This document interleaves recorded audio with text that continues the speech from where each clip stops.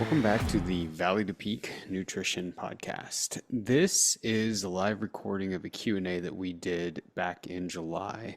And we sent this out to everyone to join and kind of said, hey, come with any backcountry nutrition questions that you might have. And we just wanted to do this because of, honestly, just all the great appreciation that we have for everyone. And we never really get the opportunity to answer live questions that you may have. And sometimes you guys have sent in so many questions, we don't even get around to answering some of them, knowing they've either been covered a lot or what have you. So this was just an opportunity for anyone who was interested to get their personal questions answered. We had almost 100 some odd people register, and slightly less than that actually show up with really good questions. And so I didn't even necessarily plan on posting this whenever we sat down to record it. But again, the questions were so great and allowed for such great opportunity to answer the questions more thoroughly that I thought it definitely could not hurt right before the seasons get started to answer some of these. And the other thing that I loved about it is nearly all of them were related to the backcountry, and they span from fueling types, fueling timing, to packing, to dehydrating your own food, to electrolytes, to water. I mean, they really cover quite a bit of information. And so you'll be able to take advantage of the information that we talked about in there and hopefully be able to put it to use yourself this season. We enjoyed it so much personally that I will, I'm sure, do another one again eventually. So keep an eye out for that coming sometime soon. So without further ado, go ahead and grab a pen if you're interested. You can jot down some notes. We give some specific recommendations that could be helpful for you to jot down and look back on, but I hope you enjoy this episode. First and foremost, I want to be sure to say thank you. Not just thanks for being on here, but some of you, like as I looked through, we had almost 100 people register for this, and I knew some couldn't make it. I knew some were interested in maybe blah, blah, blah, but a lot of those names have been following us for a long time. So it's not just a thanks for being here, although I do want to say that too. It's a thanks for all the support over the years. Number two, I want to say that we will stay as long as you want to stay. So, don't worry that at a certain time limit, it's going to get cut off. We have the expensive version of Zoom because we do this so much. So there's not like a 40-minute and that's it. I'll stay as long as you need to. So we'll get to all of the questions. Number three, it can be hard, as we have seen, as you tried to introduce where you're from in the state, it can be hard to get the ball rolling on conversation, but usually after the first couple, it gets going pretty good. So we did have some people who wrote some questions in, and if it goes completely crickets, we can go to that. But the most important thing to me when we do these is to be sure that we take care of the people who are on. So I want to, in whatever fashion you want, the questions that you have, whether it's related to, obviously this is about backcountry nutrition, so I'd like to be sure and cover some stuff there to help you guys. But if you have questions that venture outside of that, maybe it's like a preparation for some sort of trip or expedition that you've got or whatever, we can certainly dive into those things too. But without further ado, who is first? Appreciate it. Appreciate you doing this. So I got in as everybody was introducing themselves. I'm from Oklahoma City, Oklahoma. So you know what? I'm fairly new to going to the backcountry, being from Oklahoma past couple of years. But for me, one of the things I've found when I'm in the backcountry, when I prep my food, I'm getting a lot of how should I say this? A lot of the food that I have is actually, like nuts and that kind of thing. That's where I'm getting a lot of my calories from. It could be a pro bar. There's just a lot of grains, a lot of nuts with that. There's not like a lot of actual meat protein in those meals. So I was just kind of curious, either from you or from other people, what a lot of you all take in the backcountry, because it definitely hits me when I'm in the backcountry. I'm not used to having I'm used to having a lot of meat protein in my diet. So whenever I go in the backcountry, suddenly that's just kind of shut off. And I've noticed my energy level isn't what I would like for it to be when I am in the backcountry, and I think that may be part of that. Yeah, so that's great. One of the things that we'll parse out over our time together tonight is really trying to determine what your overall needs are, right? And so once you know what your overall needs are, that's not just from a calorie standpoint, that's from a macronutrient standpoint, and I'll explain what that means. But to directly answer your question, what you bring is largely going to be based on two things. The first thing, and we do this totally different than a lot of people do this, but the first thing that we always start with is by just simply asking the question of what do you like, right? So many people start from what should I take, or what's the new fad thing, or what's easiest to pack sometimes. And I always sort of flip that on its head and say exactly what you're describing. It does not matter if you have a pack full of stuff that you should be bringing and a pack full of stuff that the new influencers introduce you to, if you don't eat it or want it, or in your case, if it doesn't provide the type of fuel that you need. Now, going back to the conversation on macros, because some people that's very elementary term, and for some people that's brand new. We have three. We have carbs, we have fats, and we have protein. Now, what may be new news to even people who have heard those terms before is that each of those macros have one responsibility in your nutrition and in your performance. Carbs provide fuel, protein provide recovery, fats provide transport for your hormones and overall health. What you take should be dosed like any other sort of a recipe that you might think of, based on how much energy you plan on expending, how much recovery you personally need, and how much fat you need for health. Now, fat's one of the easier macros to get into the backcountry. That's whether you're packing in somewhere or running a base camp or anything. So honestly, we don't spend a ton of time on that one. I would venture to guess if you feel like, and I'm not using your words verbatim. I'm kind of putting words in your mouth here, but we'll use it. Forgive me if I'm wrong. What I would guess is happening if you're falling apart, meaning that you're not having enough energy after a couple days. You probably feel great on day one as you exhaust the stores that you have going into the hunt. But day 2, 3, 4, 5, some guys are on 10, 12-day hunts. If you're feeling tired, unable to, move with as much quality movement as you did on day one, you probably don't have enough carbs, or you're not eating enough, or you're not eating often enough. When we hear something like it's an energy related thing, it's usually either tied to totals or timing. Someone's not eating enough, or they're not eating with enough regularity to keep those energy needs up and to be and have sustained energy through every day over multiple days. So, tying that back into the question that you originally asked, what should I take? I would try to figure out what my needs are and then plan backwards from there, starting with what do I like? What do I like at home? What always sounds good to me when I've been on these trips before? What have I always been sitting there thinking, oh man, I wish I could have? Now, you're going to run into some answers like, I wish I could have a burger, milkshake, and fries. And it can't really help you there. You'll have to wait till you come out. But within reason, for the most part, being able to plan from that idea of what do I like, what do I need, can really help to start to dial in your food plan. Does that help? Yes, that does. Thank you very much. Yeah. Now, I'm not done with you. If you've ever followed anything, I can't give like short answers. What do you take? Because you initially asked about protein, and you're right. You can't eat enough meat, especially if you're packing in, because meat requires most of the time some refrigeration.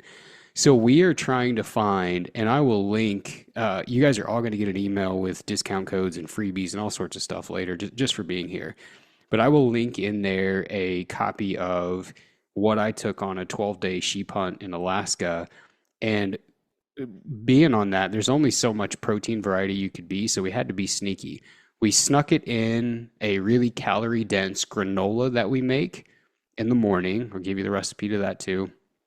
And then we snuck it into some homemade protein muffins that we would bake. I'll give you the recipe to that too. So those two things alone met over 50% of my daily protein needs on this. So you have to be kind of sneaky. Yes, you can take jerky. Yes, you can take salami. Yes, you can take lanyarder sticks. Yes, you can take some of these things. And obviously your options open up a ton if you've got a cooler at base camp. But if you don't, you're going to want to try to find ways that you can sneak it in, and breaking up the monotony and the variety is going to be key on that too. Okay. Um, so just to kind of answer your question, what do I take? So, just to kind of get ahead of it, I pack each day beforehand. So, there's a Ziploc bag that has an entire day's worth of food in it. So I do try to get through each one of those. Part of what you said earlier is part of my problem is sometimes I just don't feel hungry enough to eat everything that's there. But, good example, just off the top of my head, usually it's uh, some sort of pro bar, something like that. It's a peanut based bar, cashews, different things like that. So fats, proteins, some carbs. Um, so I'll do something like that. Usually there's, got some almonds, something like that, just as a snack for the afternoon. I usually take like a bagel with dry salami, dry aged cheddar, something like that I'll have for lunch. Then there's usually a peak refuel that I'll have in the evenings at night when we get back to camp or wherever we're camping at. So, th- you know, that's kind of what I have usually with that. I'll take like wheat thins and some other carb rich foods, something a little bit more carb dense versus the fats and all that the other Yeah. meals have. So that's perfect. And that's exactly why you're having problems, would be my guess. Meaning there's so much fat there that by the time it comes time to eat again, your gut's not finished with the last meal. Right. So when you've got a lot of exertion going out of you, be it hiking, hunting, ski touring, ultras, whatever, your gut is going to recognize it is work, your legs are working harder, and it's going to start to push blood to your legs to refuel your legs, to recover your legs, which means it's going to take that from your gut. So you have less digestion in combination with the two most difficult nutrients to break down, fats and proteins. So when it comes time to eat again, your gut is sending a cue to your brain that's like, hey, Brett, we're not done with what you ate earlier. We're still trying to get this stuff processed. So we're going to tell you to hold on. And that's going to come through the signal of, oh God, I don't want any more to eat. I can't even eat what I've got here. So exactly what I said is exactly what I would do. I would find a way to look over that menu, reduce the fats, reduce some of the proteins, and increase the carbohydrates. And some of those carbohydrates I would make from easy to process carbs. So one thing that's become synonymous with us, whether we like it or not, is gummy bears. And the reason behind that is exactly this.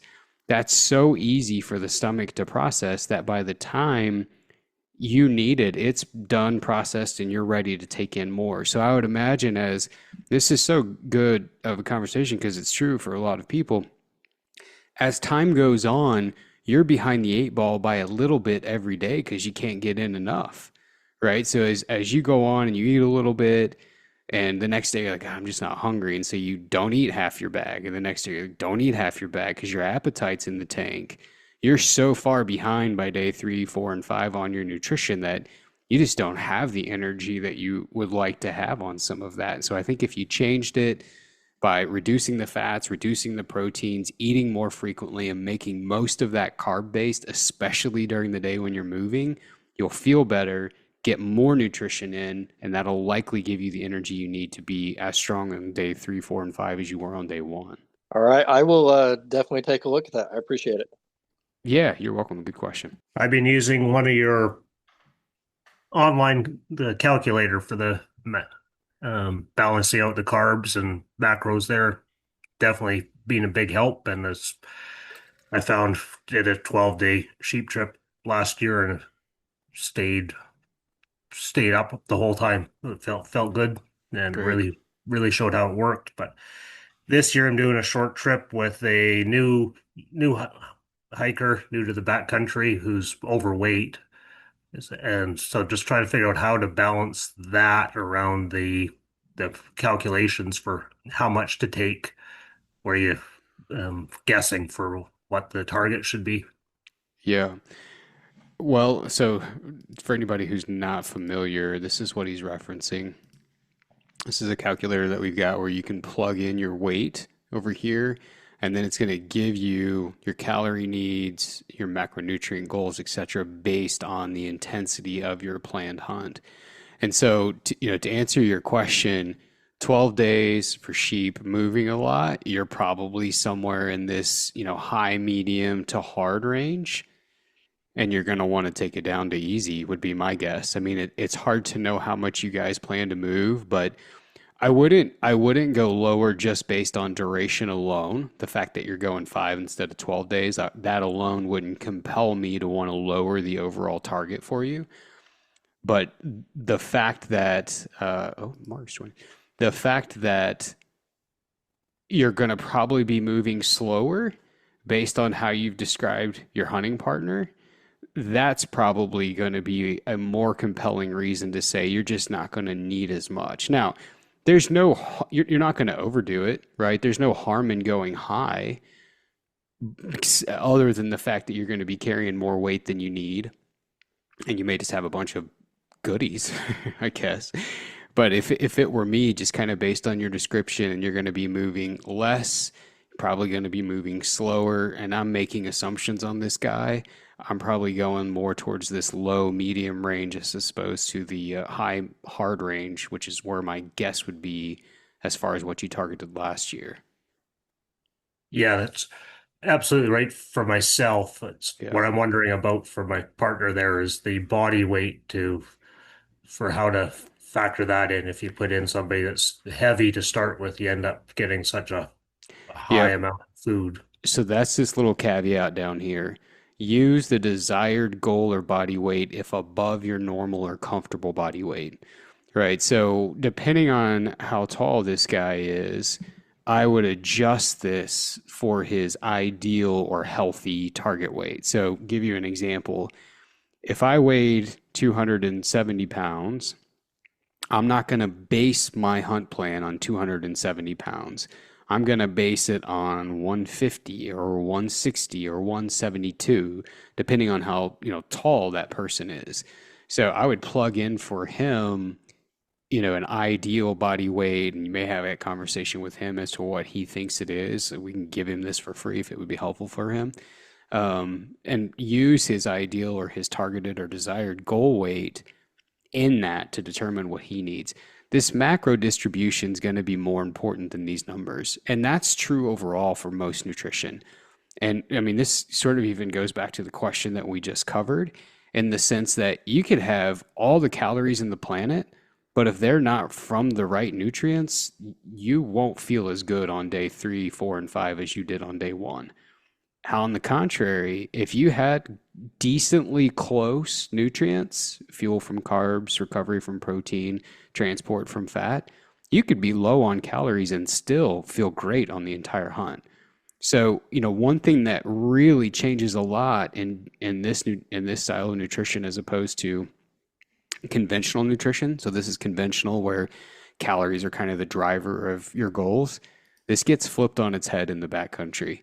You care as much about timing and the macros as you do the actual calories. So for him, he's going to be in a deficit just by virtue of the fact that you can't base that on his actual. You've got to base that on his ideal, or what will happen is exactly what you said.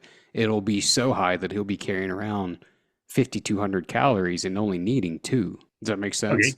Yeah, that makes perfect sense. So that helps. Yeah, and if he's into hunting, or if his maybe his first hunt, he's just kind of getting introduced to it. But if he's interested in it and he wants, even if he is new, it doesn't matter. If he's interested in this and he wants this and this would be helpful to him, we'll get it to him. And Brett, even going back to your question, this has some sample days in it that kind of show you what we'll target throughout the course of a day.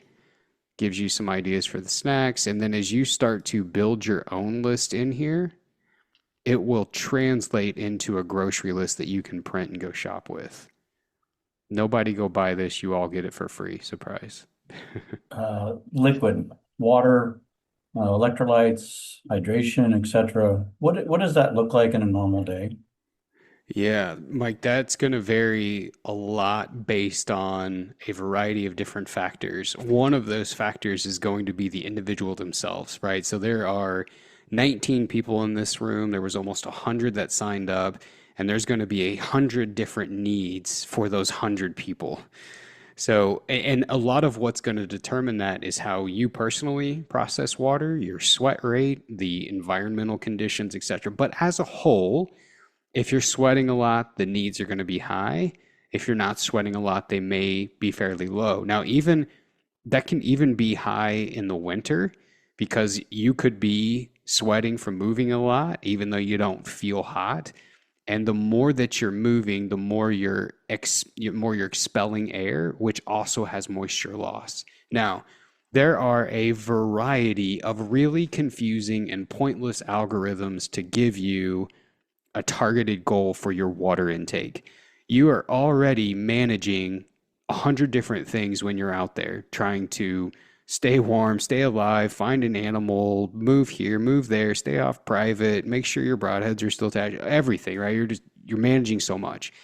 So I've never found it helpful to tell someone, look, you need to target 3 ounces every 15 minutes that you're active throughout the course of the day. What I have found to be helpful, though, for liquid like water intake alone, is to know what you typically drink and set that as a baseline minimum for your daily intake. And we'll measure that through tiered bottles, Nalgene's, or water bladders, right? And we'll set targets for people. You need to have, like, if you've got a liter bladder, that thing needs to be done from the point you start in the morning until lunch, and then drink another one between lunch and your evening, and then drinks another something by the time you're back at camp before you go to sleep. So we're targeting 3 liters, but having those benchmarks at different time intervals for the day can typically be easier for them to hit than saying, hey, target 2 to 3 ounces every 15 minutes for the entirety of the day, and you'll meet your fluid needs. And you can, I mean, a super easy way to self-monitor this is to look at your pee, your color, the color of your urine. If it's really concentrated, really dark, you're behind the 8 ball, aim for a little bit more. If it seems to be fairly light yellow to clearish, you're probably doing just fine, and there's no reason to believe that you need to, become a camel all of a sudden. The electrolyte conversation is also different in a couple of ways. Whether or not you even need one is going to largely be determined by your logistics and your sweat rate, how much you sweat, when you sweat in your training or out working in the garden in the summer. Do you notice rings of salt around your hat? Do you notice rings of salt around your shirt? Do you notice that you tend to be what we would call a salty sweater? In that case, there's a lot of reason for us to believe, yeah, you would benefit from having some sort of an electrolyte supplement as a part of your program. If that's not you, and it's not hot, and you're not sweating a lot, there's no reason for you to throw that in unless it's for logistics. And here's what I mean by logistics. We'll take these sheep hunts that everyone keeps talking about as an example. It can be really difficult to pack 12 days of food that far into the backcountry. A really easy way to meet some of those carbohydrate demands without more food is that you just have little packets of electrolytes, right? So you think about it like a Post-it note, like this. You could have what's the equivalent of an entire meal, like 300 calories, 45 grams to 60 grams of carbs, fit in this little sachet, and one per day, and it can be part of your fuel source. So it does make logistics easier. So if you think about something that's this size compared to 12 bagels, which would basically be the same carbohydrate equivalent, this makes the logistics of some of that a lot easier too. So it depends on you personally, it depends on the environment, it depends on what your norms are, it depends on several different things to determine whether or not you need one. Even if you don't fall into all of those categories, but you find that you just drink more water because it just tastes better if you've got some sort of flavor in it, that alone would almost be worth dragging along with me just so I can stay up on my water intake. And a lot of people tend to do better when there's something flavored in their water than just drinking plain water. Perfect. Thanks. I was going to ask a question. Actually, it spurred a couple of different questions as it goes back to even the hydration side. You were talking about like post-it note size. Like example, would that be something like tailwind, like nutrition, something like that? That the high carb, like Yeah. Okay. Yeah, so you can do so that's a great extension of that question because you can buy something that is on the more specific and the more expensive end with Tailwind, and Tailwind's going to be one of your mid-level electrolyte supplements, mid-level meaning how much salt is provided. So salt is the nutrient that is most commonly lost in sweat and is generally going to be the thing that leads to some sort of performance decline. It's got 300 milligrams in a replacement. Whereas if you take something like Element, those packages that say LMNT and it looks like a chemistry symbol, those tend to contain about 1,000. So you've got a wide range there. But the Element has no carbs. So that's the thing. When you're asking about electrolytes, you really have to pay attention to the labeling and determine what you want because even a lot of the industry branded supplements from people like Mountain Ops and Wilderness Athletes, so they have no fuel in them. They have plenty of electrolytes. They do have things you don't need, but they don't have any actual fuel in them. But if your goal is, look, I'm just trying to flavor my water, that could be a great option. But if your goal is, hey, I'm hunting August in November or Arizona, chasing elk, sweating my tail off all day, you will want something like a Tailwind that has both carbs and sodium in it. Element has lots of salt, zero carbs. So you're going to need to be sure that you're actually eating on top of drinking that Element as well. Now, I've had other people do Tang, like just the orange Tang, Kool-Aid type of stuff. I've had people do Country Time lemonade and they all work. So it really just depends that you find what you like, what type of money you want to invest in it, whether or not you want salt or whether you do. And that's most often going to determine what your best option is there. Yeah, I've used Tang and actually put some salt in it. But I'm also wondering too, as it relates, maybe what your thoughts are on some of the prepackaged like freeze-dried meals and dehydrated meals because they tend to have a lot of salt in them, right? But you're getting a huge chunk of salt, like maybe in the evening, right? If it's that you're having that for dinner, would it be better to split that out over the day? Are you, if you're consuming 1,000 milligrams of sodium in the evening, like how would that disperse through the rest of the next day, right? Would there be enough sodium there, or would you still want to continue to supplement with sodium? It's just too much for your body to really, really maintain. So it's kind of a couple of questions there just on kind of where your opinion is with some of the freeze-dried meals and, the best way to optimize or utilize those, right? But then, just kind of how those nutrients kind of play out too, right? Because a lot of them, again, a lot of the flavor there comes from the fat side, again, Yeah. in those. Yeah, so our body is so uniquely designed that your kidneys, your lungs are going to do a great job regulating exactly what you need.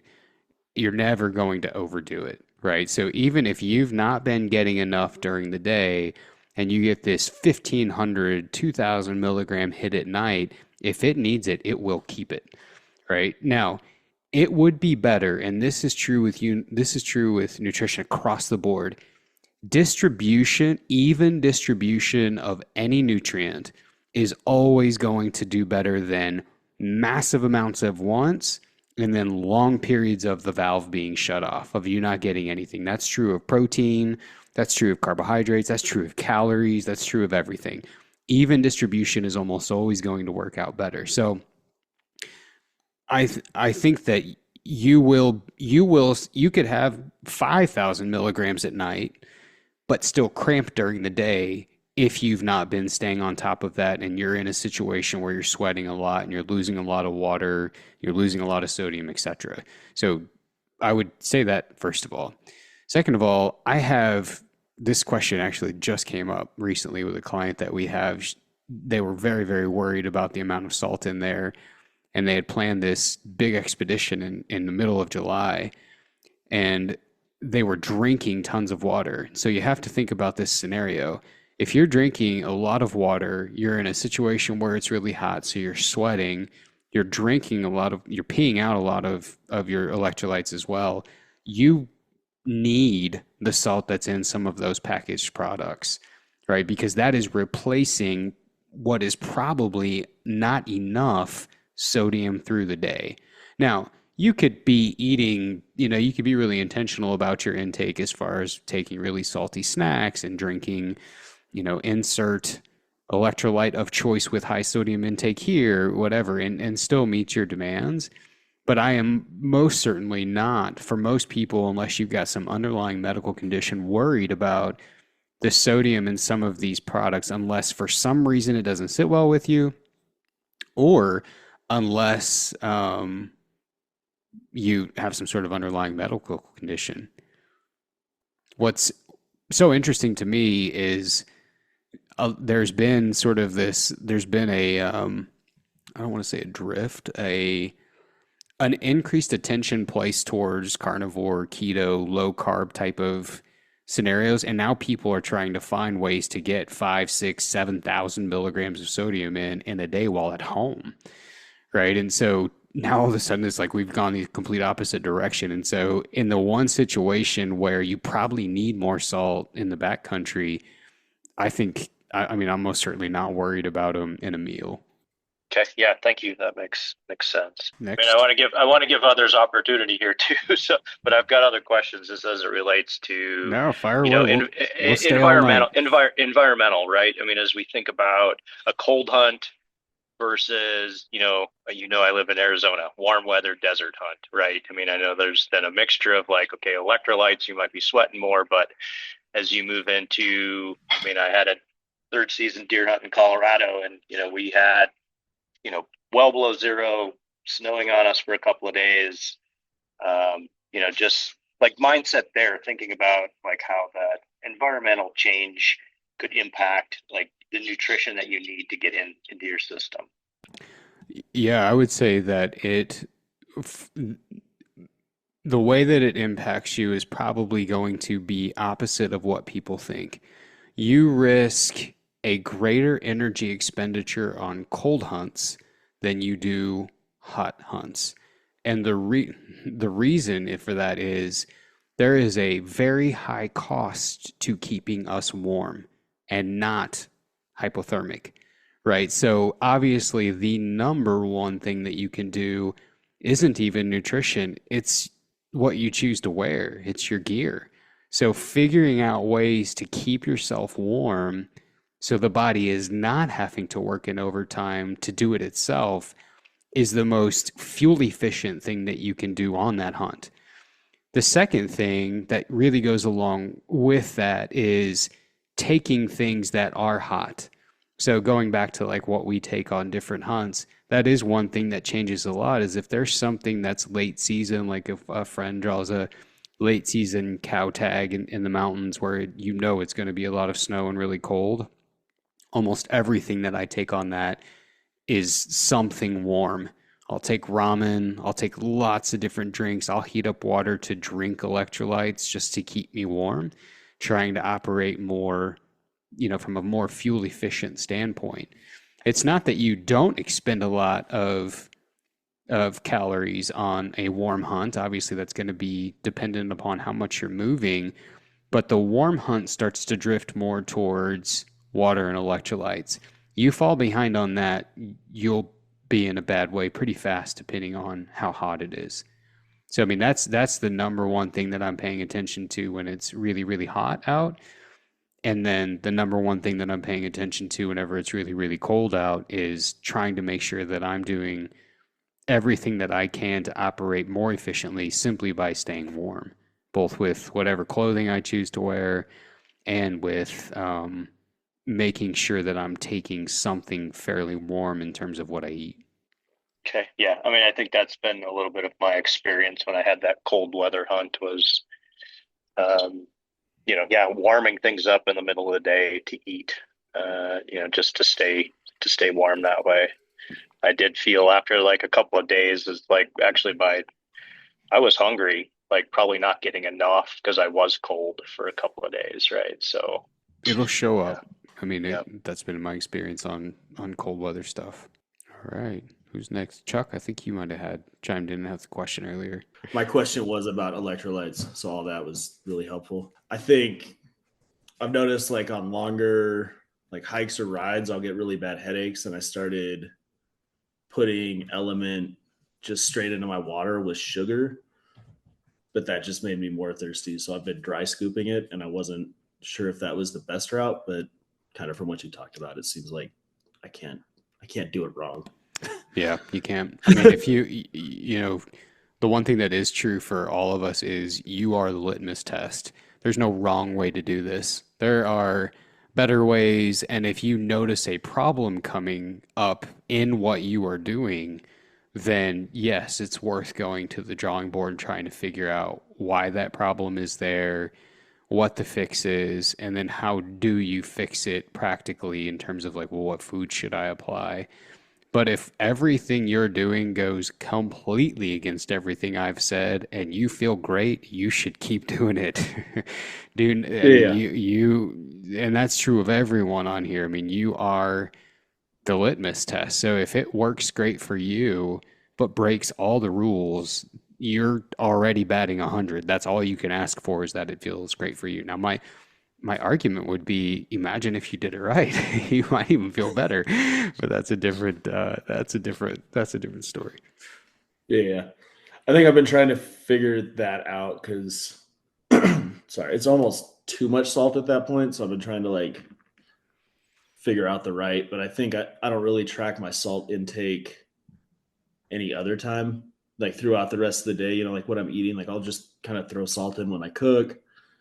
So I think maybe trying to stay more consistent throughout the day and like throughout the week instead of just days that I know that I'm going to be sweating more, or like, maybe I'll drink electrolytes like the night before if I know I'm going to go for like a big bike ride and it's going to be 80 degrees out, I'll drink like an Element the night before, but I'm not like, it's kind of like a fire hose instead of like keeping it consistent all week. So I might try that out. Yeah, I mean, we're all going to be, our bodies are all going to be really great at regulating a baseline, right? If you've got too much of any nutrient, for the most part, it's going to recognize that and it's going to cue mechanisms in you to get rid of the excess. If you are deficient and it gets exposed to a nutrient, I'll give you an example in a minute, it is going to latch onto that nutrient like it's the last thing that it can do. So if you take iron, for example, you're really deficient in iron and you now expose yourself to eating more iron because you took a lab test, you noticed that it was low, and so you're trying to eat more high iron foods. It is going to more readily absorb that iron when you're in a deficient state than when you have plenty. So if you're, there's an idea out there that exists in the performance nutrition world of front loading your electrolytes or loading before a big race. And what I have found with that is it makes the person only feel miserable. You feel bloated because you're retaining so much salt and so much water, and then you start to pee it out and you feel better. What I think is a better strategy, and what we typically suggest and what we typically find people do better on, is not front loading it, but just making sure you stay on top of it when you're in the event itself, whether it's a big ride or it's even a ski tour in the winter, or if it's a hunt or if it's a hike or whatever, as long as you're staying up on that intake during the event, because you got to think you're replacing losses, right? So if you start an event with plenty and you're losing it, it doesn't care what you had on Tuesday. That's gone. You have to replace Yeah. it in the moment, right? So that's the bigger piece is if you find, like Chuck just kind of picking on the statement that you said, if the straight to mouth element, which I can't imagine how disgusting that is, but more power It's to not you. good. But Yeah, that's like I just want to say you are a man. I am not. But if that's not doing it, I'd go back to the drawing board and try to find something else that does work, rather than just but saying, "Yeah, yeah. I'm gonna skip that and maybe load the night before," because your body's going to intentionally hold on to water so that it can get rid of the extra salt and you'll be peeing all day. It's just gonna want to get rid of all that salt, and then by the time you show up, it'll be baseline. You'll lose some on the ride. It's gonna be craving replacement, but not have it because we did that all week, which doesn't work. So that actually, what you're describing is how I feel after, because usually, it's like, oh, I'll eat something salty when I get home, drink pickle juice, like lots of water, and then I feel terrible and like bloated and I'm peeing all the time. I'm probably overdoing it after the fact instead of staying on top of it during. I could be overdoing it during too. Like 1,000 milligrams is a lot. Probably it might be too much for me because I did like one liquid IV that didn't seem like enough. So I tried two, and that was better. But then it was like, this is getting kind of expensive. I could get Element for a better price, and Yeah. just use one. Huh. Cool. Thank you. I appreciate it. Yeah, for sure. All right. Anybody else? Hi, Kyle. Can you hear me? I can. Thanks for hosting this. So my question is kind of a scenario. Waking up early in the morning and getting to your spot. Say you got a hike of 2 to 3 miles in the dark. So you're kind of in a rush, getting your coffee in. What would be your go-to snack to start the day? Like we've been doing like Belvita bars or like a Pop Tart. You're really in that um, run and gun kind of mode, getting up to your spot, and I'm just wondering what you would recommend for like your first meal to get your energy going. Yeah, I mean, you could you could definitely do what you said, Belvita crackers, Pop Tarts, etc.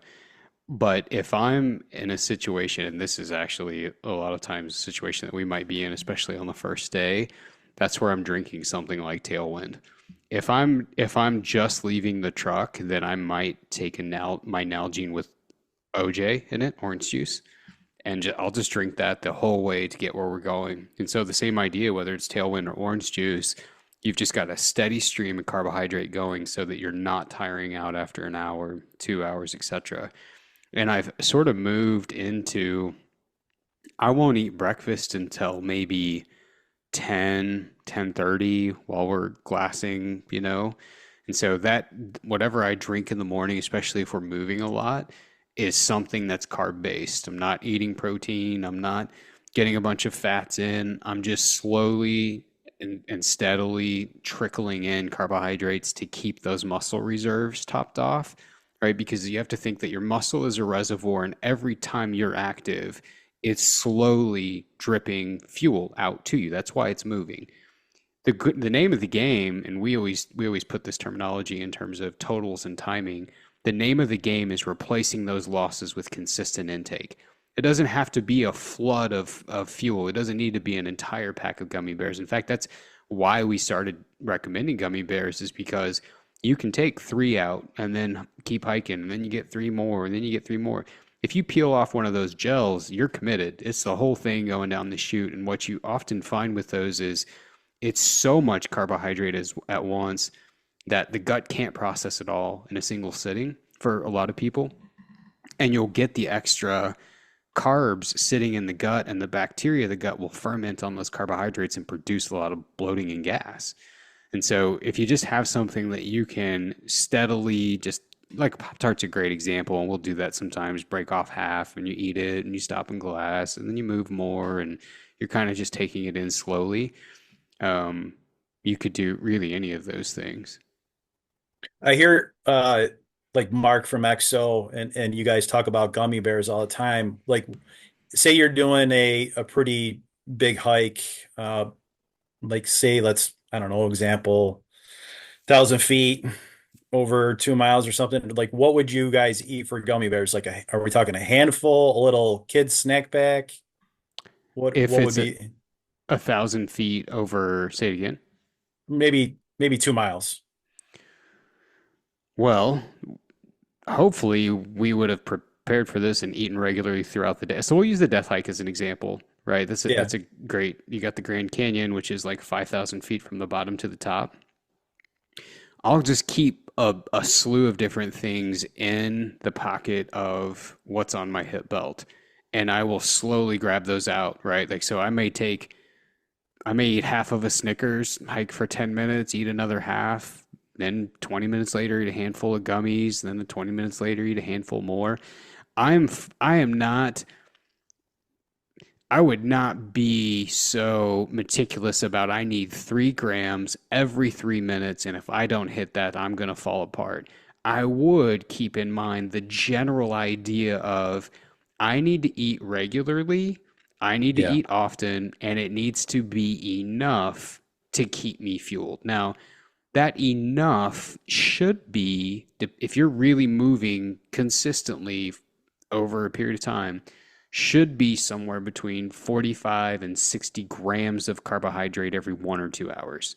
And that equates to about 240 to 300 calories worth of a carb-centric food, right? So if you translate that into gummy bears, there's 27 gummy bears in 30 grams of carbohydrate. So you would be looking at trying to eat 54 single gummy bears, but like I'm not getting that Yeah. nuanced. I'm thinking about, all right, I need to be eating regularly. It needs to be the type of foods that I know sit well with me, and I need to be sure that I'm eating enough each time that I do eat so that over the next hour I'm getting in a certain amount of fuel. Gotcha. Okay. Thank you. That's such a good question and answer. I was eagerly wondering, is there such thing as too many gummy bears? Well, Liz, that's a good question, and I would argue no, there's not such a thing as too many gummy bears.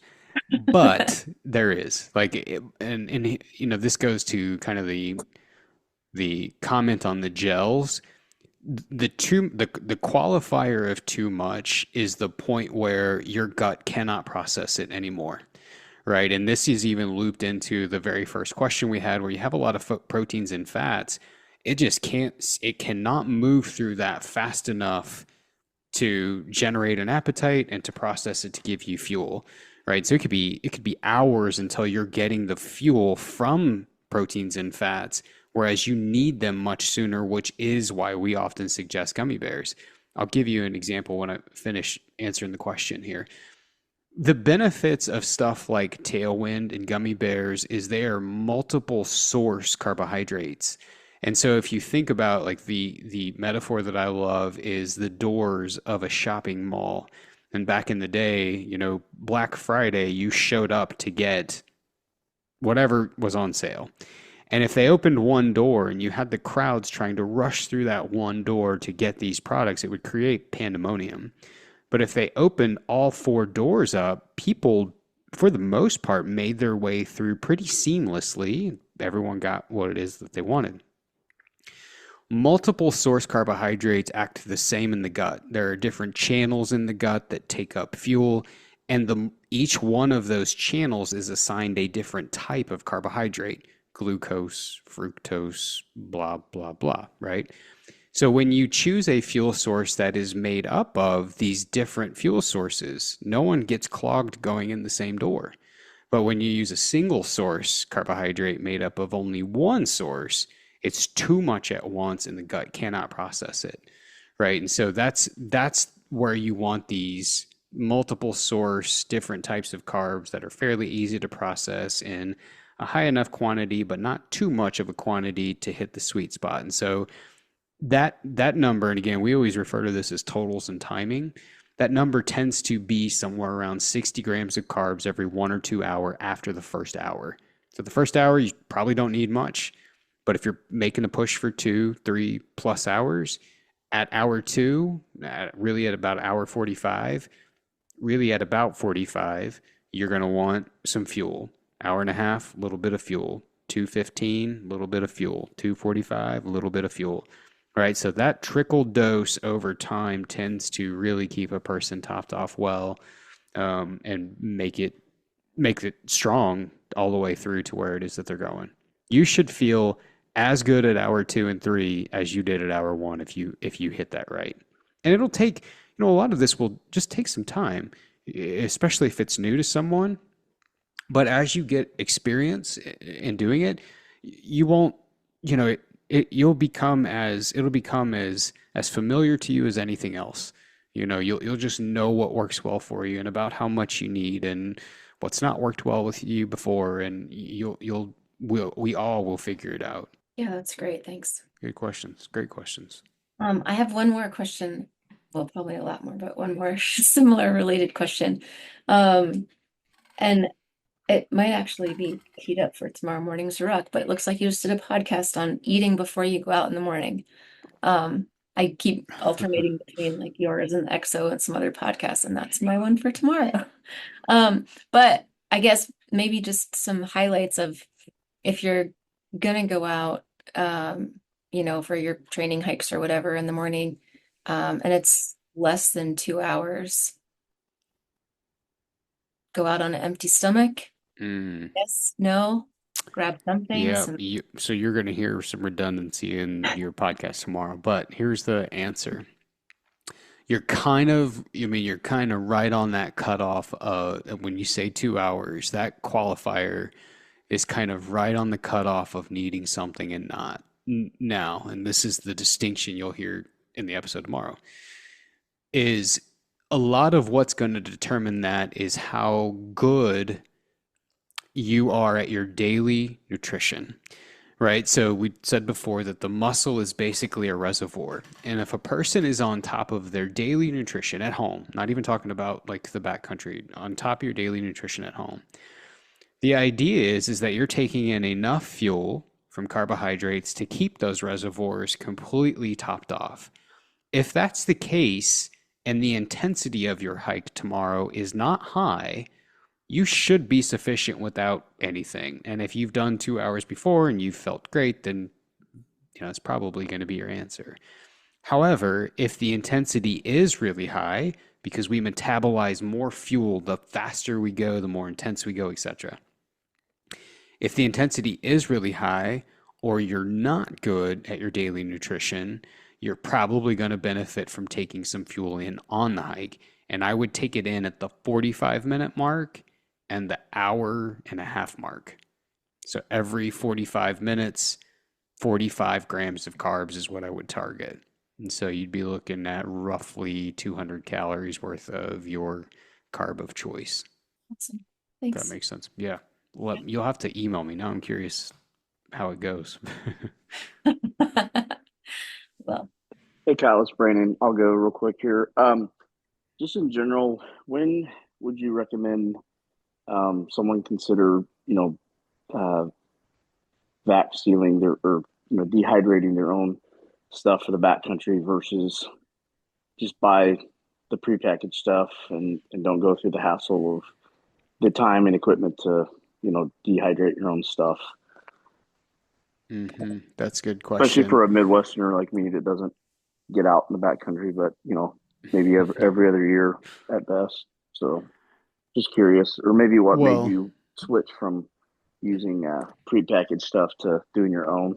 So I was gonna say that I would never recommend someone go buy anything. They should buy our dehydrate guide and dehydrate their own. But you're all getting that for free too, so it doesn't. That's void. The reason that I started, so there's several reasons I'd go that direction. One of them is not time. If you are really limited on time, then there is no question that just going somewhere and buying something is going to be easy. However, once you get the initial setup, it is literally as much time, effort, and energy as plugging in a machine that it's going to cost you. And so the reason I drifted completely towards this, and the reason I think it's a great way, a great thing to get into if you spend any amount of time outside, is variety. I mean, there is virtually nothing that you cannot dehydrate and take into the backcountry. And so, for years, when I first started dehydrating all my own food, you were basically limited to the menu a la Mountain House, which was like 5 different things, and none of them were anything worth writing home about except biscuits and gravy. I still buy a couple of those every year.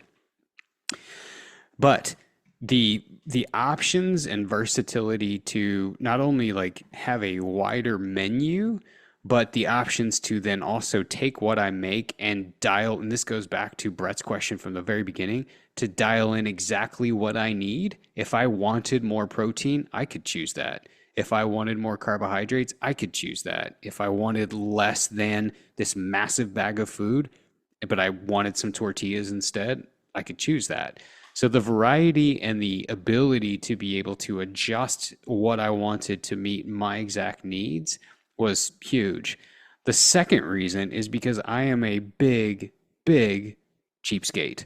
I spend, am fortunate to spend a fair amount of time outside every year, and at, now $10 to $15 per meal, that got really hard to justify, spending that much. Now, like you can get a dehydrator that ranges anywhere from $69 all the way up to, crazy amounts of money. But once you make that initial investment, I mean, you've already paid yourself back after year one, even if you go with like a mid-tier dehydrator. And the mid-tier one that I have and like the most is just that simple 6 tray from Meat, the brand Meat, MEAT. I think it's $99. It's not this massive investment, but it's a great dehydrator for what it costs. Cool. Thank you. I appreciate it. Yeah, are you going to get into it? Well, of course, because I've got that free guide coming from you. That's what I wanted to hear. Perfect.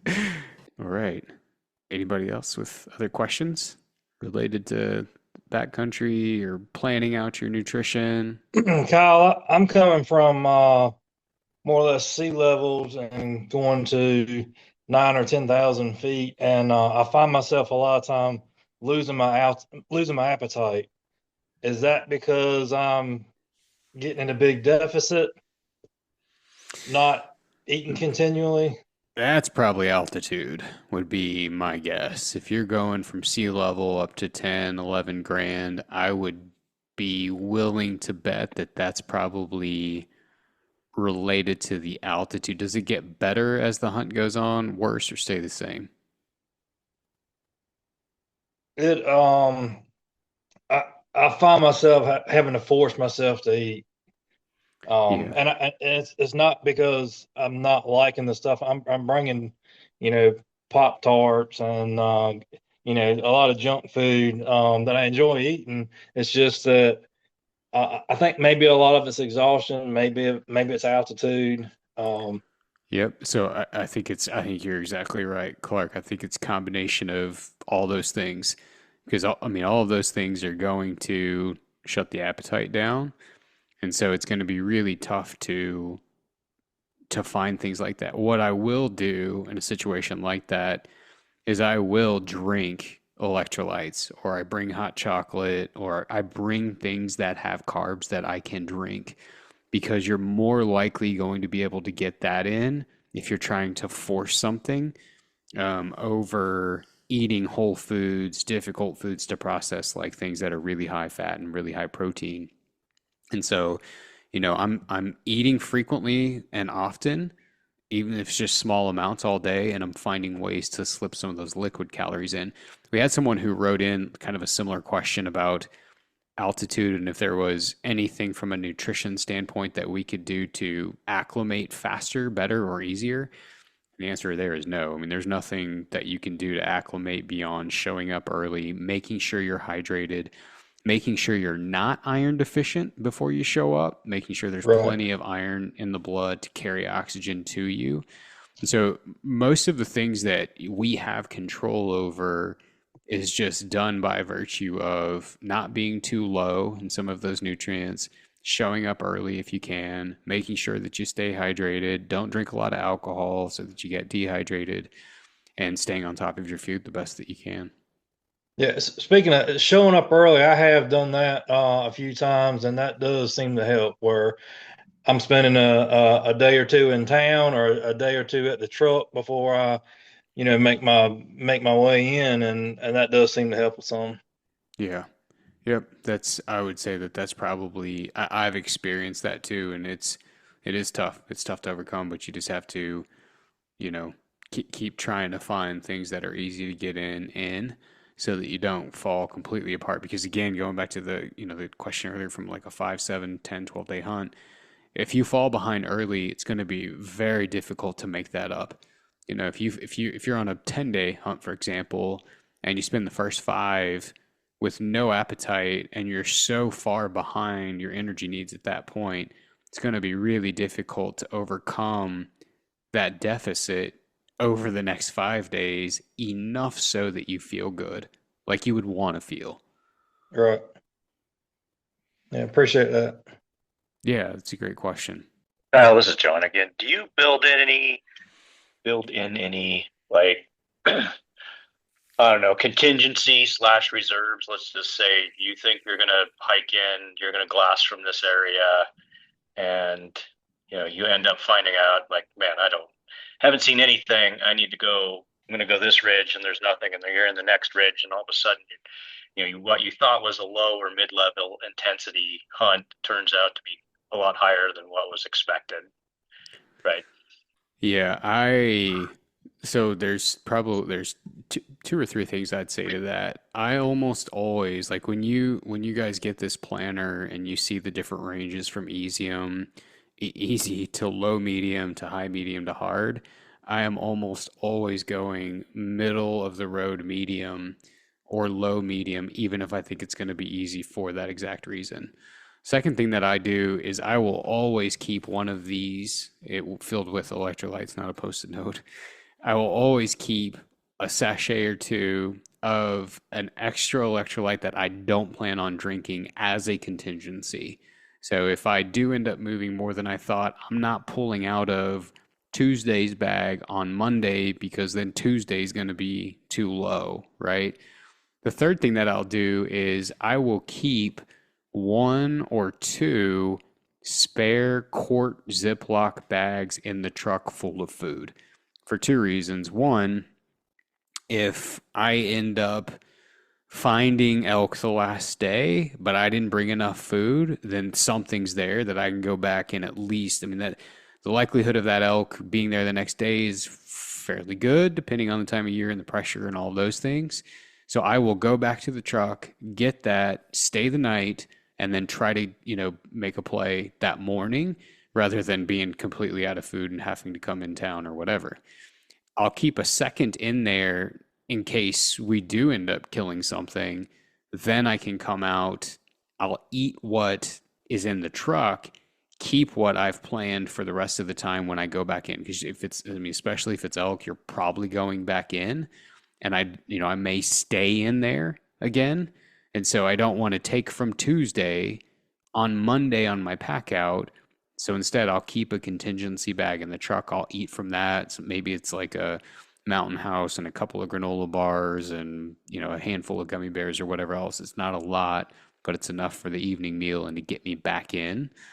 And then I'll have whatever I'd planned for the next day in there to get that last load out. Yeah, that all makes sense. All right. Well, I want to say thanks to you guys for being a part of tonight, for just being so great to us over the years. And so we will be sending out an email with the resources in them. All right. Thank you for listening this week, and thanks to everyone who came on that night. It was a great evening. I really enjoyed it and appreciate everyone's participation. We talked about several different resources that we've created over the years in the episode itself. And so if you're interested in looking at those, I will link them in the show notes and you can go check out what it is that we were talking about. We've got some additional episodes to come this year that we're excited about. And as always, if you do have questions that you want answered or topics that you want covered, you can send those to us at info@v2pnutrition.com. Have a great week, everyone.